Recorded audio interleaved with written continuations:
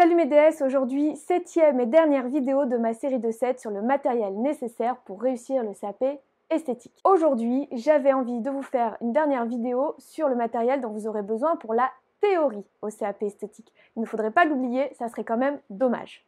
Alors, suis-moi au pays merveilleux du matériel du CAP esthétique.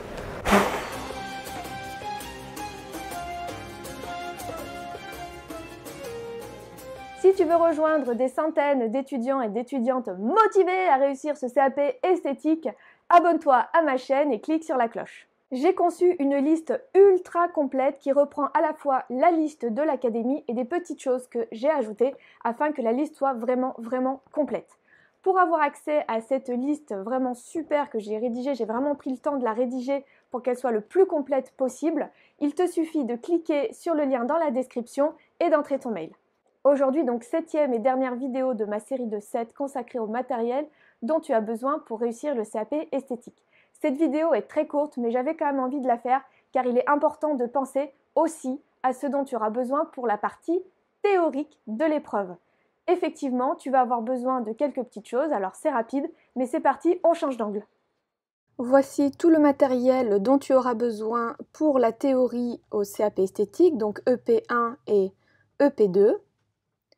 Donc, il vous demande d'avoir des stylos, donc stylo bille, si vous préférez, donc vous pouvez aussi prendre un stylo plume. Alors, si vous prenez le stylo plume, je vous recommande vivement de ne pas oublier de prendre des cartouches de rechange.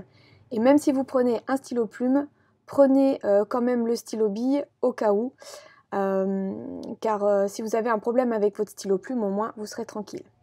L'effaceur, donc essentiel si vous avez un stylo plume.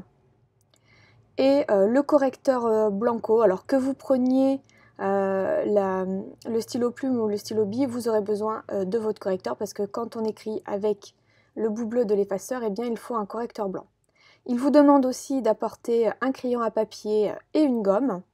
Et enfin, dans la liste, on retrouve une règle. Alors très honnêtement, je ne comprends pas l'utilité de la règle, mais au cas où, comme c'est dans la liste, je vous conseille de la prendre. Merci d'avoir regardé cette vidéo jusqu'au bout. Si tu l'as aimé, clique sur j'aime, mets toutes tes questions en commentaire, je me ferai un plaisir d'y répondre et partage cette vidéo avec ceux et celles que ça pourrait intéresser.